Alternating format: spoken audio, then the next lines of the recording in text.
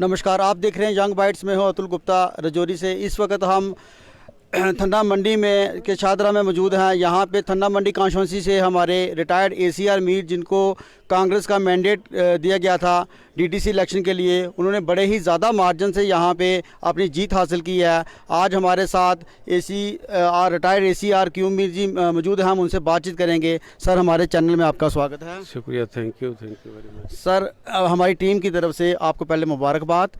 और सर, आप हमें बताएं कि इस जीत का श्रेय आप किसको देते हैं और आप क्या कहना चाहते हैं? इस जीत का सर जो है मैं अपने इन गरीब आवाम को देता हूँ, जो बड़े ईमानदार किस्म के लोग हैं, दयानदार, और जो कभी हमारे इस इलाका में जराइम पेशा लोग नहीं हैं।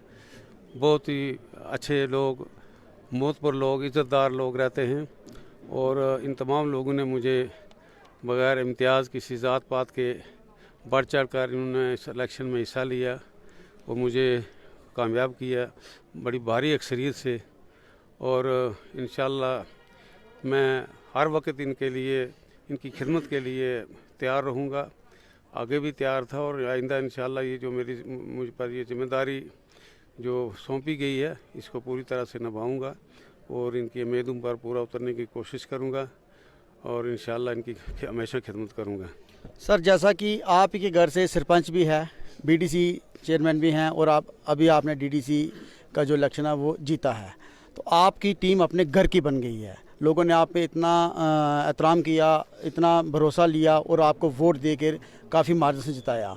तो आप आवाम से क्या कहना चाहेंगे, जो डेवलपमेंट है वो हो पाएगी या ना हो पाएगी? मुझे कहीं जो मफाद परस्त लोग थे या जो नाम नहाद अपने आप को अवाम के जो रहबर समझते थे, उन्होंने कहा जी बड़ा तानाशाह है, ये हर चीज़ जो है घर में रखता है।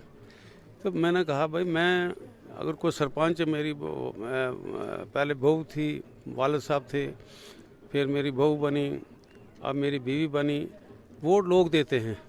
तो वो अगर इतनी अक्सरियत से मुझे जिताते हैं या मेरे किसी घर फ़र्द को जिताते हैं, तो वो लोगों का हक है, जिसको मर्ज़ी वोट दें। अगर वो मुझे नहीं चाहते हैं तो जिसको चाहते हैं उसी को वोट दें। तो लेकिन लोगों ने मुझ पर भरोसा किया, मेरी फैमिली पर भरोसा करते हैं। ये हमारे शकील साहब हैं थन्ना मंडी से, हमारे चेयरमैन हैं म्यूनसिपल कमेटी थन्ना मंडी के, इन पर भरोसा करते हैं, तभी इनको प्रेसिडेंट बनाया गया।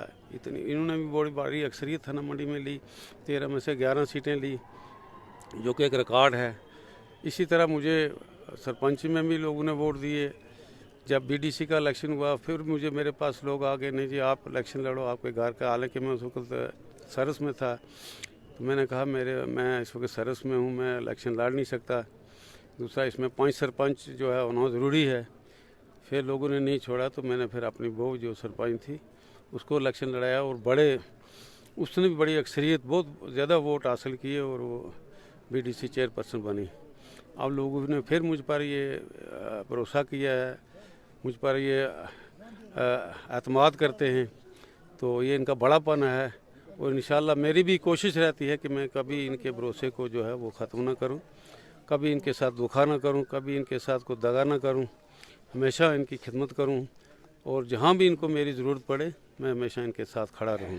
सर, आप जीत तो गए हैं, लेकिन आपके मैनिफेस्टो में कुछ तो होगा जो मैनिफेस्टो में आपने बनाया होगा डेवलपमेंट को लेके। मैं इस इलाके की सारों टॉपोग्राफी से वाकिफ़ हूँ।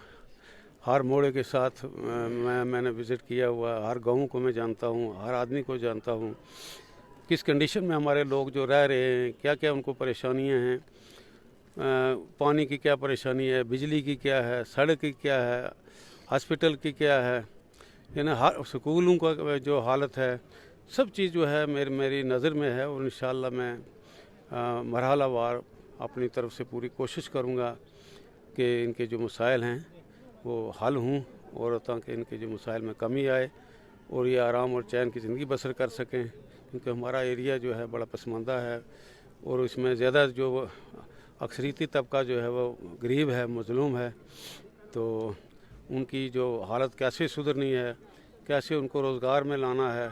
आजकल बड़ी सेल्फ एम्प्लॉयमेंट में स्कीमें हैं और दूसरी बहुत सी जो सेंट्रली स्पॉन्सर्ड स्कीम्स हैं, तो उनसे उनको वाकिफ़ कराना है। जो नौजवान जो हमारे पढ़े लिखे हैं, एमए में एमएससी पीएचडी लड़के हमारे बेरोज़गार हैं, कोई पूछने वाला नहीं है, तो उनके लिए सोचना, ये सारी चीज़ें जो हैं मेरे दिमाग में जो है एक नक्शा बना हुआ है। इंशाल्लाह मैं कोशिश करूँगा कि इसको प्रैक्टिकल शेप देने की, और ताकि हमारा इस इलाके में अमन चैन और लोग जो हैं सुख और चैन से रहें।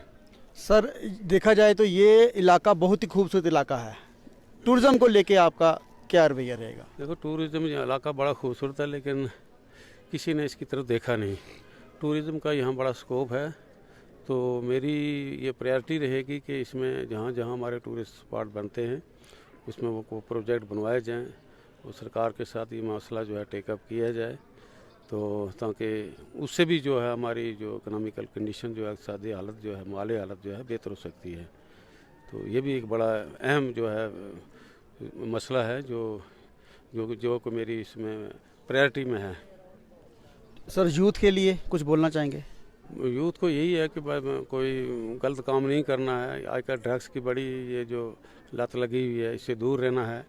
स्पोर्ट्स में मेरी कोशिश होगी कि इनको बच्चों को स्पोर्ट्स में लगाया जाए, या इनको जो है सेल्फ एम्प्लॉयमेंट में कोई एम्प्लॉयमेंट का कोई तरीका बनाया जाए, जिससे इनका जो रोज़मर्रा का ज़रिया माश चल सके और अपने बाल बच्चे को, अपने माँ बाप को, अपने कुंबा को पाल सकें। ठीक है, धन्यवाद सर अपना कीमती समय के लिए देने के लिए। मैं अतुल गुप्ता जंग बाइट से, ठन्ना मंडी।